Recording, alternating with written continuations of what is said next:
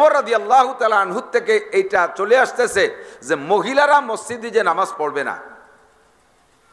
মসজিদে নববীতে এখনো গেলে দেখবেন, সেখানে সমালোচনা করছি না, বাস্তব দেখবেন অনেক সমস্যা।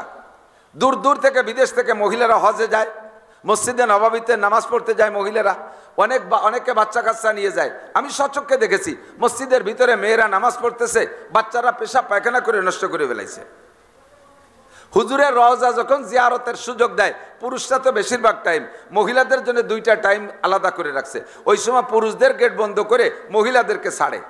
বাইরের থেকে শব্দ শোনা যায়, মহিলারা যখন রওজা জিয়ারতে যায় এমন হইগুল্লা চিল্লে পাল্লা করে। নিজে ব্যক্তিগতভাবে সন্তুষ্ট থাকি যে হাদিসে নববী ক্লাসে পড়েছি, আর মাঝে মাঝে সুযোগ পাই, আমার মাদ্রাসা আমি একটু পড়াই, মাঝে মাঝে সুযোগ পাই হাদিস বুখারী শরীফ নিয়ে বসতে। আল্লাহ পাক রব্বুল আলামিন এর নিসবত আর সম্পর্কে আমাকে এখনো থাকার সুযোগ করে দিয়েছেন। আমি ব্যক্তিগতভাবে শুকর আদায় করি আলহামদুলিল্লাহ। যেহেতু দুনিয়ার সব কর্মকাণ্ড নির্ভর করে নিয়তের উপরে। কিসের উপরে? নিয়তের উপরে। লম্বা আলোচনা বুখারী শরীফের শুরু থেকে নিয়ে কয়েক পৃষ্ঠা পর্যন্ত, 15-20 পৃষ্ঠা কিতাবুল ইলম পর্যন্ত মুহাদ্দিসিনে কিরাম শাইখুল হাদিস সাহেব যিনি, তিনি প্রায় 4-5 মাস পর্যন্ত 15-20 পৃষ্ঠা এই বলে রাই অশান্তি এসে এই ছোটটাকে সরা দেন, যাও বাবা তোমরা পিছিয়ে, ও খাবাতে এই জায়গায় যায়, খাতে এই জায়গায় আসা লাগে না, অত রাস্তায়ও খাওয়া যায়, ঘরে বসেও খাওয়া যায়, ওর জন্য এত ভালো প্যান্ডেলে আসতে হয় নাকি? যাও তোমরা পিছনে যে খাওয়া শেষ হলে পানিটা খেয়ে একবার এইছো।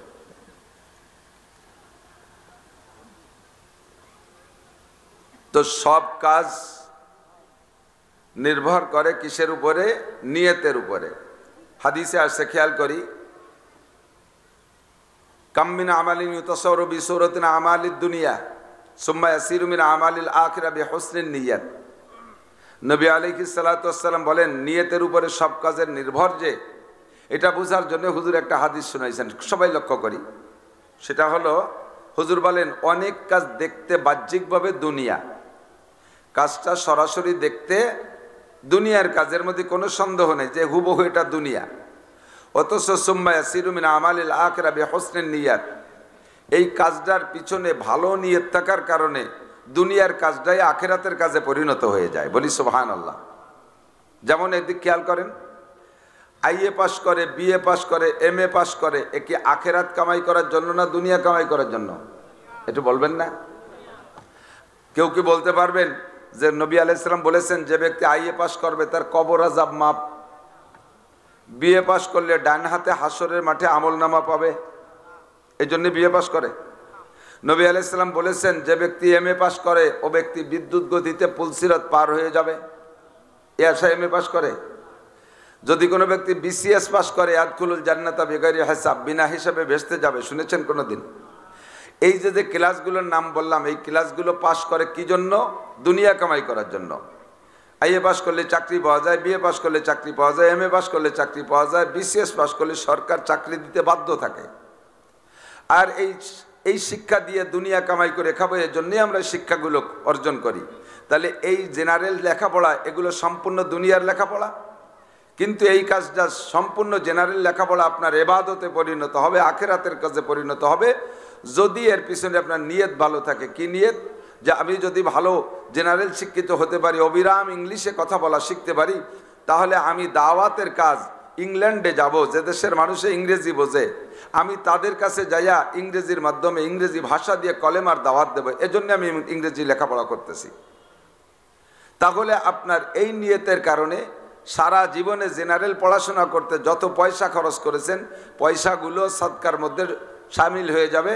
আর যত অক্ষর ইংরেজি, অঙ্ক, বাংলায় যা অক্ষর পড়েছেন, প্রত্যেক হরফে হরফ আপনাকে আল্লাহ তাআলা নেকি দিয়ে দেবে। আপনি যদি নিয়ত করেন যে দেশে অফিসাররা সবই ঘুষখোর, কোনো জায়গার নীতিবান অফিসার পাওয়া যায় না, যেখানে যাই সেখানে ঘুষ, ডিসি ঘুষ খায়, জজ ঘুষ খায়, ম্যাজিস্ট্রেট ঘুষ খায়, টিএনও ঘুষ খায়, আমি যদি কমপক্ষে ন্যূনতম একটু টিএনও হতে পারি, একটা থানা টিএনও অফিসের ভিতরে আমার জুনিয়র সহ আমাদের স্টাফটা আমি ঘুষ বন্ধ করে দেবো, ঘুষ খাবো না। আমি এজন্য বিসিএস পাস করতেছি যে ওখানে অফিসে তো বিসিএস ছাড়া হবে না, কাজে আমি বিসিএস অফিসার হতে পারলে আমার অফিস এবং অফিসের অধীনস্থ যারা আছে তাদেরকে আমি ঘুষ মুক্ত করব। তাহলে এই উদ্দেশ্য করে যদি আপনি লেখাপড়া করে সেখানে যে এটা বাস্তবায়ন করেন, চেষ্টা করেন, সারা জীবন ভরে যত জেনারেল পড়াশোনা করছেন তা ইবাদতে পরিণত হবে। আমি মাওলানা নাসির যদি কন্ট্যাক্ট করি যে একটা পুলিশ লাইনে 500 পুলিশ আছে, এই 500 পুলিশকে আমি ওয়াজ করে নামাজি বানাবো, এর নামাজি বানাবোই, আমি এমন কন্ট্যাক্ট করলে এটা আমি এই কন্ট্যাক্টে সঠিক থাকতে পারবো না, আমি এই কন্ট্যাক্টে সফল হতে পারবো না। 500 পুলিশকে 100 বছরও যদি ওয়াজ করি তবুও তাদেরকে আমি নামাজি বানাইতে পারবো, শিওর হতে পারবো না। কিন্তু পুলিশের এসপি, যিনি লাইন এসপি থাকেন, উনি যদি ইচ্ছা করে তাহলে 500 পুলিশকে নামাজি বানাইতে পারে। ফলিনি দাঁড় করে দিয়ে যদি বলেন আমার লাইনে চাকরি করতে হলে মুসলমান পুলিশ যারা আসে সকলকে বাধ্যতামূলক নামাজ পড়তেই হবে, নামাজ না পড়লে তাকে এই বিচারের সম্মুখীন হতে হবে, এমন যদি একটা ধমকি দিয়ে বয়ান করে দেয়, তাহলে আমার বিশ্বাস আমি 50 বছর ওয়াজ করে যা করতে না পারবো, এসপি সাহেব 1 মিনিটের বক্তব্যের মধ্যে তাই করতে পারবে। আপনি যদি এই নিয়ত করে এসপি হওয়ার জন্য বিসিএস পাস করেন যে আমি এমন একজন এসপি হব, তাহলে আপনার সারা জীবন ভরে জেনারেল পড়াশোনা করে যা যত অক্ষর এবং যত পয়সা খরচ করেছেন, যত অক্ষর পড়েছেন, প্রত্যেকটা হরফে হরফে পয়সায় পয়সা আপনি নেকি পেয়ে যাবেন। এমন করে হাজারো উদাহরণ আছে। যেমন আমাদের বর্তমান গোপালগঞ্জের ডিসি সাহেব, গোপালগঞ্জের জেলা ডিসি সাহেব, উনি প্রায় একটা মসজিদে যাইয়া ফজরের নামাজ পড়ে। ভাটিয়াপাড়া 2টে মসজিদ মাদ্রাসা আছে, ভাটিয়াপাড়া স্ট্যান্ডে 2 মাদ্রাসায় 2 দিন ফজরের নামাজ পড়ছে। আমার মাদ্রাসায় 1 দিন ফজরের নামাজ পড়ছে। তারপরে মকসেদপুর যাইয়া এই মহারাজপুর মাদ্রাসায় যে 1 দিন ফজরের নামাজ পড়ছে, ভবানীপুর যেয়ে ফজরের নামাজ পড়ছে, কোটালীপাড়া যে ফজরের নামাজ পড়ছে। যে লোকটা গোপালগঞ্জের নিজের ডিসির বাসা থেকে অত দূর যাইয়া ফজরের নামাজ পড়ে, আমার বিশ্বাস ওই লোকটা তাহাজ্জুদও কাজা করে নাই, ঠিক কিনা? এভাবে প্রত্যেকটা মাদ্রাসার খবর নিচে যাইয়া পরিচয় দেয় না আমি ডিসি, গাড়িটাকে দূরে রেখে বাকিটুক পায়ে হেঁটে গিয়ে নামাজ পড়ে এরপরে ফিরে চলে আসেন। কেউ চিনলে চেনে, কেউ না চিনলে না চেনে। তো আপনি যদি নিয়ত করেন যে আমি এমন একজন ডিসি হব, এই উদ্দেশ্যে যদি আপনি উচ্চশিক্ষায় শিক্ষিত হন, তাহলে সারা জিন্দেগি ভরে যত জেনারেল পড়াশোনা করেছেন সব ইবাদতে পরিণত হবে। পক্ষান্তরে ওয়াকাম মিন আমালিন ইউতাসাওয়ারু বিসূরাতিন আমালিল আখিরা সুম্মা ইয়াসিরু মিন আমালিদ দুনিয়া বিসুইন নিয়াত। আবার অনেক কাজ আছে যে কাজগুলো বাহ্যিকভাবে দেখতে দেখা যায় সম্পূর্ণ ধর্মের কাজ, এর ভিতরে কোনো ভেজাল নাই ধর্মের কাজের ভিতরে, অথচ ওই কাজটা থেকে আপনি একটা নেকিও পাবেন না, ওর পিছনে আপনার নিয়ত খারাপ থাকার কারণে। যেমন আপনি 1 কোটি টাকা 5 কোটি টাকা দিয়ে একটা মসজিদ বানাই দিয়েছেন, মসজিদ বানানোর শুরুতে বা শেষে আপনার প্ল্যান রয়েছে ওখানে আমাদের একটা নেম প্লেট লাগাই দেবো, একটা নেম প্লেট, একটা সাইনবোর্ড দিয়ে দেব, যার গায়ে আমার নাম লেখা থাকবে, ডোনার হিসেবে থাকবে, সৌজন্য হিসেবে থাকবে, সাথে আমার আব্বার নামও থাকবে। কেন থাকবে? যে সারা জীবন ভরে মানুষের দেখবে যে অমকের বেটা অমক এই মসজিদ বানাই দিয়ে গেছে, ওই মসজিদে নামাজ পড়ে আর বেটারা জান্নাতে যাবে। কিন্তু 5 কোটি টাকা খরচ করে ওই 5 কোটি টাকা থেকে আপনি 1 পয়সা অনেকই পাবেন না। আপনার উদ্দেশ্য ভালো না, উদ্দেশ্য হলো এশাদ, উদ্দেশ্য রিয়া, মানুষের কাছে প্রশংসা পাওয়ার উদ্দেশ্য, ইবাদত করেছেন আল্লাহর উদ্দেশ্যে নয়। কাজটাই 1 নম্বর কাজ, অথচ সে তার পিছনে নিয়ত খারাপ থাকার কারণে আপনার সব শেষ। আমি মাওলানা নাসির বয়ান করি, আমাদের বাংলাদেশে আরো উল্লেখযোগ্য অনেক বক্তারা আছে বয়ান করে, যারা মোটা মোটা টাকাও ইনকাম করে, 1 লাখ 2 লাখ 3 লাখ টাকা পায়। তাদের প্রোটোকল দেওয়া লাগে 200-300 পুলিশ দিয়ে, হেলিকপ্টারে তাদেরকে আনা লাগে। এরকম স্বনামধন্য বড়রা অনেক আছে।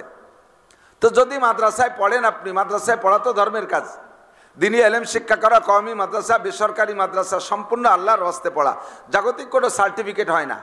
তাহলে এমন একটা লেখাপড়া করার পিছনে পিছনে যদি নিয়ত রাখেন যে আমি যদি বড় আলেম হতে পারি, সুরকণ্ঠ যদি ভালো হয়, তাহলে আমিও আন্তর্জাতিক মানে খ্যাতিসম্পন্ন বক্তা হব, ডেলি 2-3 লাখ টাকা ইনকাম করব, হেলিকপ্টারে আসবো যাব, মানুষ আমাকে প্রোটোকল দেবে। আমি যদি বড় একজন বুড়ো হইয়া পীর হতে পারি, তাহলে জায়গায় বসে পীরদের ইনকাম করতে খুব সহজ, একেবারে বিনা চালানে ব্যবসা। মাঝে মাঝে বছরে 2 হালখাতা করতে পারলি বলে তাতে মোটা টাকা বস্তা ভরে ইনকাম হয়। 2 সিজনে 2 মাহফিল করতে পারলি, সারা বছর 2 মুছে খাওয়া যায়। আমি বড় আলেম হতে পারলি, পীর হতে পারলি, এই কাম করে খাবো। তাহলে তুমি আলেমও হবা, পীরও হবা, বক্তাও হবা, তোমার বয়ান থেকে মানুষে ভক্ত হইয়া তারা বয়ান শুনে জান্নাতি হতে পারবে। কিন্তু তুমি এই যে এলেম শিখে যা করেছো, এতে তুমি কোনো ফায়দা পাবা না। তোমার উদ্দেশ্য ভালো না, তোমার উদ্দেশ্য দুনিয়া। নবী আলাইহিস সালাতু ওয়াস সালাম বলেন, মিনাশরাতি সা, কিয়ামতের আলামতের মধ্যে থেকে একটা হুজুর বলেন, ইজাতু খিজাল ফায়ুদা ওয়ালা মানাতু মাগনামা ওয়াজ যাকাতু মাগরামা ওয়া তুউল্লিমা লিগাইরিদ দ্বীন। দ্বীনি ইলম শিক্ষা করা হয়, উদ্দেশ্য ভালো না। তুল্লেমা লিগাইরিদ দিন, দিন শিখছে কিন্তু দিনের জন্য দিন শেখে নাই। এলমে দিন শিখছে দিনকে খেদমত করার জন্য না, এর দ্বারা উদ্দেশ্য হলো দুনিয়া কামাই করে খাওয়া।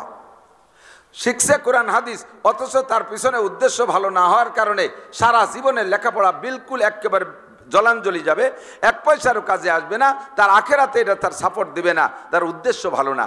এজন্য সর্বপ্রথম মানুষের নিয়তটাকে সঠিক করা উচিত। এজন্য ইমামে বুখারী রহমাতুল্লাহ আলাইহি সামনে বিশাল এলেমের ভান্ডার সামনে রেখেছেন, তার সর্বপ্রথম হাদিসটা এনেছেন নিয়ত সংক্রান্ত, ইন্নামাল আমালু বিন নিয়াত। একটু সবাই পড়ি, ইন্নামাল আমালু বিন নিয়াত। প্রত্যেকটা কাজ নির্ভর করে নিয়তের উপর। আমি কি বুঝাইতে পারছি? মেয়েরা মা বোন যারা আসেন পড়তে, সত্য কথা বলে দিয়ে যেতে হয়। আপনারা লেখাপড়া শিখবেন কে জন্য? সিদ্দিকা আয়েশা রাদিয়াল্লাহু তাআলা আনহা মাত্র 9 বছর নবী আলাইহিস সালামের ঘরে পেয়েছেন। কয় বছর? 23 বছর যারা নবী আলাইহিস সালামের পিছে পিছে ঘুরছেন, একেবারে প্রথম সময় যারা ইসলাম গ্রহণ করেছে এবং নবীর সাথে মদিনা পর্যন্ত শেষ পর্যন্ত রয়েছেন, নবী পাকের পরেও তারা অনেকে বেঁচে ছিলেন।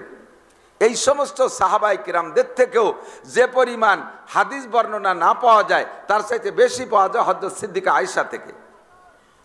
এই সমস্ত লম্বা টাইম পাওয়া সাহাবায়ে কিরামদের থেকে যে পরিমাণ হাদিস না পাওয়া যায়, 2 নম্বরে পাওয়া যায়, এনার চাইতেও বেশি পাওয়া যায় হযরত আবু হুরায়রা থেকে। আবু হুরায়রা মাদানী সাহাবী, উনি মক্কি সাহাবী না। হুজুর মদিনায় যাওয়ার পরে আবু হুরায়রা মাদানী মানুষ, উনি মদিনার থেকে ইসলাম গ্রহণ করেছেন। উনিও 9 বছর সময় পাইছে, আয়েশাও 9 বছর, আর আবু হুরায়রাও 9 বছর। এই 9 বছর পাওয়া অল্প টাইমের 2 জন মানুষের থেকে সবচাইতে বেশি হাদিস বর্ণনা পাওয়া যায়। তো আবু হুরায়রা পুরুষ, সেটা আমি বাদ দিলাম। মহিলাদের ভিতরে সিদ্দিকা আয়েশা রাদিয়াল্লাহু তাআলা আনহা সবচাইতে বেশি হাদিস বর্ণনাকারীদের ভিতরে অন্যতম। তো উনি এত বড় আলেমা ছিলেন, যার থেকে পুরুষ সাহাবারা পর্যন্ত এলেম সংগ্রহ করতেন। আমাদের মাঝে একটা টাইম লম্বা গ্যাপ হয়ে গেছে। আগের বুজুর্গানে দিনদের মেয়ে ছেলেরা তারাও কোরআন হাদিসের বড় বড় আলেমা ছিলেন, তারা হাফেজা ছিলেন, আলেমা ছিলেন, বড়দের বহুত ইতিহাস আছে। মাঝে একটা টাইম ইংরেজরা এদেশে শাসন করে যাওয়ার পরে মাদ্রাসাগুলো বিলুপ্ত করে দেওয়ার কারণে এদেশ থেকে এলেম অনেকটা পিছিয়ে চলে গেছে, যার কারণে মাঝে একটা টাইম মা বোনদের শিক্ষার ব্যবস্থা বিলকুল ছিলই না বললে চলে। আলহামদুলিল্লাহ, উলামায়ে কিরামকে আল্লাহ তাআলা সুবুদ্ধি দিয়েছেন। আমিও একটা সময় মধ্যযুগের সাথে একমত ছিলাম, মহিলা মাদ্রাসার পক্ষে ছিলাম না। বিভিন্ন প্রকার ফিতনার ভয়ে মহিলা মাদ্রাসার পক্ষে ছিলাম না। কিন্তু পরে দেখলাম যে আমরা পুরুষরা, আমরা হানাফি মাযহাবের যারা আছি, আমরা যারা আছি হানাফি মাযহাবের, নারী আর পুরুষ যাই হোক, তা আমাদের শরীয়তের মাসালা যেটা, তার মধ্যে একটা মাসালা হলো, আপনি যদি জামাতে নামাজ পড়েন, মান কানা লাহু ফি সলাতি ইমামুন ফাকিরাতুল ইমাম লাহু কিরাতুন। খেয়াল করেন, যার নামাজে ইমাম আছে, বলি যার নামাজে, একটু মস্ক করেন, যার নামাজে ইমাম আছে, তার মানে যে লোকটা জামাতে নামাজ পড়ে, ওই লোকটার ইমাম কিরাত জোরে পড়ুক আর আস্তে পড়ুক, ওই মুসল্লির কিরাত আলাদা করে পড়া লাগবে না, ইমামের কিরাতই মুসল্লির জন্য কিরাত যথেষ্ট। আর নামাজ ভাঙ্গার কারণ 19টে, কয়টি? তার ভিতরে 1 নম্বর হলো কিরাত অশুদ্ধ পড়া। নামাজে কিরাত অশুদ্ধ পড়লে নামাজ হয় না। তা আমরা যারা পুরুষরা মসজিদে যে নামাজ পড়ি, আমাদের কিরাতের ঝামেলাটা ইমামের পিছনে, ইমামের কাঁধে চড়াই দিয়া কিরাত ভুল হলে যে নামাজ হয় না, এই বিপদ থেকে আমরা বেঁচে যাচ্ছি। ইমামের কিরাতই আমাদের কিরাত, ঠিক না? পাশাপাশি পক্ষান্তরে মহিলাদের সম্পর্কে আমরা কড়া ঘোষণা দেই। হযরত ওমর রাদিয়াল্লাহু তাআলা আনহু থেকে এইটা চলে আসতেছে যে মহিলারা মসজিদে যে নামাজ পড়বে না। মসজিদে নববীতে এখনো গেলে দেখবেন, সেখানে সমালোচনা করছি না, বাস্তব দেখবেন অনেক সমস্যা। দূর দূর থেকে, বিদেশ থেকে মহিলারা হজে যায়, মসজিদে নববীতে নামাজ পড়তে যায় মহিলারা, অনেকে বাচ্চা কাচ্চা নিয়ে যায়। আমি সচক্ষে দেখেছি মসজিদের ভিতরে মেয়েরা নামাজ পড়তেছে, বাচ্চারা পেশাব পায়খানা করে নষ্ট করে ফেলাইছে। হুজুরের রওজা যখন জিয়ারতের সুযোগ দেয়, পুরুষরা তো বেশিরভাগ টাইম, মহিলাদের জন্য 2টা টাইম আলাদা করে রাখছে। ওই সময় পুরুষদের গেট বন্ধ করে মহিলাদেরকে ছাড়ে। বাইরের থেকে শব্দ শোনা যায়, মহিলারা যখন রওজা জিয়ারতে যায় এমন হইগুল্লা চিল্লেপাল্লা করে, মনে হয় যেন ইরাকের যুদ্ধ লেগে গেছে। এই হইগুল্লা চিল্লেপাল্লা, নোংরামি ইত্যাদি দেখা সিদ্দিকা আয়েশা তো ওই ঘরের ভিতরে, মসজিদের মধ্যেই তার ঘর, সে যাই হযরত ওমরের কাছে নালিশ করছে, খলিফাতুল মুসলিমিন, নবী আলাইহিস সালাতু ওয়াস সালাম মহিলাদেরকে জামাতে নামাজ পড়ার অনুমতি দিয়ে গেছে ঠিক, কিন্তু আজকের এই অবস্থা যদি হুজুর দেখতেন, হুজুরের সময় এটা ছিল না। এখনের এই অবস্থা যদি হুজুর দেখতেন তাহলে অবশ্যই মহিলাদেরকে মসজিদে আসা নিষেধ করে দিতেন। এমনিতে হযরত ওমর রাদিয়াল্লাহু তাআলা আনহু নারীদেরকে এভাবে ওপেনে সব জায়গায় যাওয়ার পক্ষে ছিলেন না। যখনই এই সুযোগ পাইছে যে আয়েশা নিজেই অভিযোগ করছে মহিলাদের বিপক্ষে, আর আয়েশাও মহিলা, কাজেই সুযোগরে কাজে লাগাই ফেলি, আর আমার এই সুযোগরে কাজে লাগানোর জন্য সার্টিফাই করে গেছেন মুহাম্মদুর রাসূলুল্লাহ সাল্লাল্লাহু আলাইহি সাল্লাম। আমি যদি শরীয়তের কোনো অংশে কথা বলি এটা আল্লাহ তাআলা গ্রান্ট করবেন। নবী বলেছেন আলাইকুম বিসুন্নতি ওয়া সুন্নাতিল খুলাফায়ে রাশিদিন আল মাহদিয়িন, আমার সুন্নত যেমন তোমাদের আঁকড়ে ধরা ওয়াজিব, আমার খুলাফায়ে রাশিদিনদের পক্ষ থেকে যদি শরীয়তের কোনো বিধান তারা বলে এটাও তোমাদের মানা ওয়াজিব। হযরত ওমর রাদিয়াল্লাহু তাআলা আনহু এই পাওয়ার পেয়ে সুযোগটারে আর কাজে লাগাইতে দেরি করলেন না। উনি বললেন আজকে থেকে দুইটা মসজিদ ব্যতীত, একমাত্র দুইটা মসজিদ ব্যতীত, একটা হলো মসজিদে হারাম কাবার মসজিদ, আর একটা মসজিদে নববী, দুটোকে উনি ইস্তেসনা করলেন এজন্য যে সারা পৃথিবী থেকে তো মানুষ যাবে, হজ আর উমরায় যাবে, তারা এই দুই মসজিদে নামাজ পড়বে, এই জন্য দুইটা মসজিদে উনি খোলা রাখলেন। বাকি বললেন বিশ্বের কোনো মসজিদে মহিলারা নামাজ পড়তে যাবে না।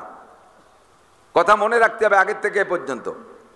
তো হযরত ওমর যেহেতু মহিলাদেরকে মসজিদে যাইতে নিষেধ করলেন, তাহলে মসজিদে যাইয়া নামাজ পড়ে ইমামের পিছনে নামাজ পড়লে যে কিরাতের দায়ভার ইমামের কাঁধে চড়াই দিয়া আমরা ভুল কিরাতের বিপদ থেকে বাঁচার একটা পথ ছিল, এই পথটা শুধু পুরুষদের জন্য খোলা থাকলো, মহিলাদের পথটা বন্ধ হয়ে গেল না? বন্ধ হয়ে গেল। এবার কিরাত ভুল পড়লে নামাজ বাতিল হয়, শুধু পুরুষের না, মহিলারাও কিরাত গলত পড়লে নামাজ বাতিল হয়ে যায়। এখন এই মহিলাদেরকে মসজিদ থেকে বের করে দিলাম, তারা ইমামের পিছনে নামাজ পড়ে কিরাতের এই বিপদ থেকে বাঁচার কোনো পথ তাদের থাকলো না। তাহলে মহিলাদের নামাজ শুদ্ধ করার কি উপায়? এই উপায়টা হলো মহিলাদেরও কোরআন শরীফ শুদ্ধ করে শিক্ষা করা ফরজ। পুরুষের তো ফরজই ফরজ, তো পুরুষের জন্য এতটুকু সুযোগ দেয়া গেছে যে ফরজ নামাজ যে ইমামের পিছনে পড়লে কিরাত পড়া লাগতেছে না, বাকি সুন্নত নফল অন্য নামাজ বা কখনো যদি জামাত না পান তখন তো আপনার ফরজ নামাজ আপনারই পড়া লাগবে, তখন তো কিরাত শুদ্ধ করা লাগবে। তো বেশিরভাগ টাইম আমরা ইচ্ছা করলে জামাতে নামাজ পড়ে ফরজ নামাজের দায়টা ইমামের কাছে চড়াই দিয়ে সারিয়ে আসতে পারি। ওদিকে মহিলাদেরকে মসজিদ থেকে বের করে দিলাম, তারা শুদ্ধ কিরাতে নামাজ পড়বে। এর উপায় কি? দেশে গ্রাম অঞ্চলে মসজিদে যে সকালে একটু মক্তব হয়, হ্যাঁ সবাহি মক্তব বলে, এই সবাহি মক্তব সকালে মক্তবে যতটুক কোরআন শরীফ ইমাম সাহেবরা পড়ায় অতটুক সময়ের মাধ্যমে মেয়েদেরকে শুদ্ধ করে কোরআন শরীফ পড়া শেখানো আদৌ সম্ভব না, আদৌ সম্ভব না। 2000, 3000, 4000, 5000 টাকার ইমাম, 6 কেজি 8 কেজি মুষ্টি চাউলের ইমাম, সে সকালবেলায় 1 ঘন্টা সময় দেয়, এইটাই তো বেশি, তার অন্য ইনকামে দান্দা করা লাগবে। তো সকালবেলায় 1 ঘন্টা মক্তবে 60-70 জন মেয়ে ছেলেরে পড়াইলে কি পড়ানো যায়, কতটুকু সম্ভব? যার কারণে মেয়েরা ওখান থেকে শুদ্ধ করে কোরআন শরীফ পড়া শিখে আসতে পারে না, বিদায় তাদের সারা জীবন ভরে কোরআন শরীফ তেলাওয়াত অশুদ্ধ থাকে, আর অশুদ্ধ তেলাওয়াত দিয়ে নামাজ পড়লে নামাজ হয় না। আর নামাজ হয় না তর্জমা হলো নামাজ টোটাল না পড়লেও যেমন এক ওয়াক্তের বিনিময়ে যে টাইম